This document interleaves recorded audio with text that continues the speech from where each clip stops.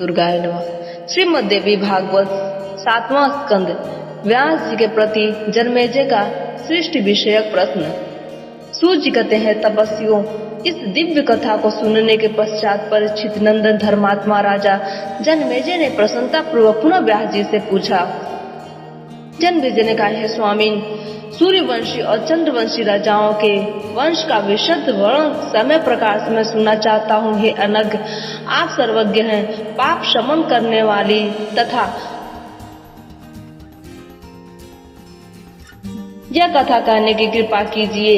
इन दोनों वंशों के राजाओं का परिचय कराइए। मैंने सुना है वे सभी भगवती जगदम्बा के उपासक थे। इस प्रकार राजर्षि जन्मेजय के पूछने पर सत्यवती नंदन व्यास जी उनसे कहने लगे। व्यास जी बोले, हे महाराज, सूर्यवंश, चंद्रवंश तथा अन्य वंशों से भी संबंध रखने वाली कथाओं का वर्णन करता हूँ, सुनो। भगवान विष्णु के नाभि कमल से 4 मुख वाले ब्रह्मा जी प्रकट हुए। तपस्या करने के पश्चात उन्होंने अत्यंत कठिनता से साक्षात्कार होने वाली महादेवी की उपासना की।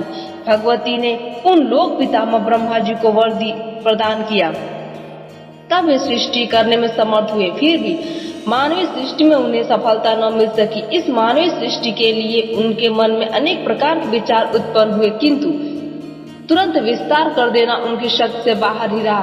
तब ब्रह्मा जी ने 7 मानस पुत्र उत्पन्न किए, मारीच, अंगिरा, अत्रि, वशिष्ठ, पुलह, कत्रु और पुलस्त्य। इन नामों से उन मानस पुत्रों की प्रसिद्धि हुई। ब्रह्मा जी के रोष से रुद्र का और गोद से नारद का प्राकट्य हुआ। अंगूठे से दक्ष प्रजापति निकले। ऐसे अन्य भी सनकादिक मानस पुत्रों का प्रादुर्भाव हुआ। बाएं हाथ के अंगूठे से दक्ष पत्नी प्रकट हुई, जिनके सभी अंग बड़े सुंदर थे। हे राजन, पुराणों में वे वीरुणी नाम से विख्यात है। उन्हें असिकनीय भी कहा जाता है।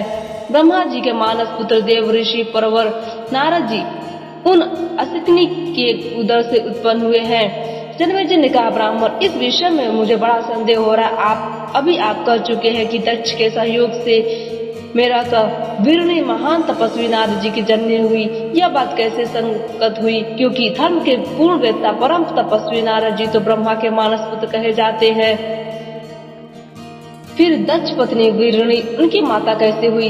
आप इसे विस्तार पूर्वक बताने की कृपा कीजिए। हे मुने, प्रचुर ज्ञानी महात्मा नारद जी ने जिसके शाप और क्यों अपने पूर्व शरीर का त्याग करके किस कारण पुनः जन्म धारण किया? व्यास जी कहते हैं, स्वयंभू ब्रह्मा जी ने सर्वप्रथम दक्ष प्रजापति को सृष्टि के लिए आज्ञा दी कि तुम प्रजा की रचना में तत्पर हो जाओ, जिससे बहुसंख्य प्रजा उत्पन्न हो जाए। उनकी आज्ञा पाकर दक्ष प्रजापति ने वीरुणी के गर्भ से 5000 अत्यंत पराक्रमी पुत्र उत्पन्न किए। उन सभी पुत्रों में प्रजा की सृष्टि का अदम्य उत्साह भरा था। बलवान काल की प्रेरणा के अनुसार देवर्षि नारद उन पुत्रों को देखकर हंसते हुए कहने लगे, अजी, यह पृथ्वी कितनी लंबी चौड़ी है, इसका पता लगाए बिना ही प्रजा की सृष्टि में तुम कैसे तत्पर हो गए? ऐसा करने से जगत में तुम्हारा उपहास होगा, इसमें कोई संदेह नहीं है। तो पहले पृथ्वी की सीमा जानकर ही तुम्हें इस कार्य में संलग्न होना चाहिए। ऐसा करने से ही तुम्हें इस कार्य में सफलता प्राप्त होगी, अन्यथा तुम्हारा सारा प्रयास व्यर्थ है। व्यास जी कहते हैं, नारद जी के योग कहने पर दैववश दक्ष कुमार हर्षों ने मन में यह बात जच गई। वे एक दूसरे की ओर देखते हुए सहसा कहने लगे, मुनिवर ने बहुत ठीक कहा। अतः पृथ्वी का प्रमाण जानने के लिए पश्चात ही हम प्रजा की सृष्टि में सुखपूर्वक लगे। इस प्रकार परामर्श करके वे सभी पृथ्वी का पता लगाने के लिए चल पड़े।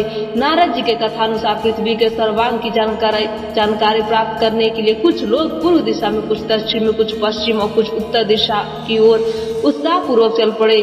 पुत्रों को चला जाता देख दक्ष प्रजापति के मन में महान कष्ट हुआ। वे बड़े दृढ़ प्रतिज्ञ थे। अतः प्रजा सृष्टि के विचार से उन्होंने पुनः बहुत से पुत्र उत्पन्न किए। वे लड़के भी प्रजा की सृष्टि करने के प्रयत्न में संलग्न हो गए।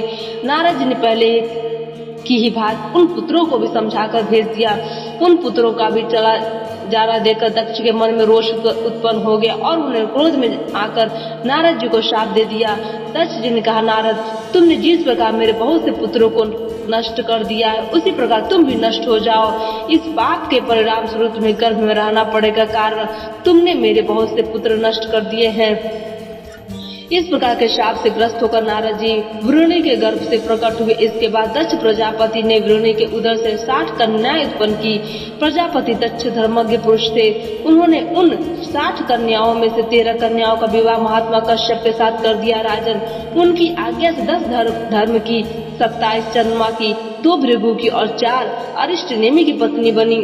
2 कन्याओं का विवाह अंगिरा के साथ किया और शेष 2 रही, उन्हें भी पूरा अंगिरा को ही। सभी देवताओं दान उन्हीं कन्याओं के पुत्र और पौत्र है। सभी बड़े पराक्रमी हुए, किसी को प्रेम नहीं था। द्वेष के कारण परस्पर शत्रुता ठनी रहती थी। सभी शूरवीर थे, पर माया के अत्यंत प्रभाववश वे मोह में पड़े रहते थे।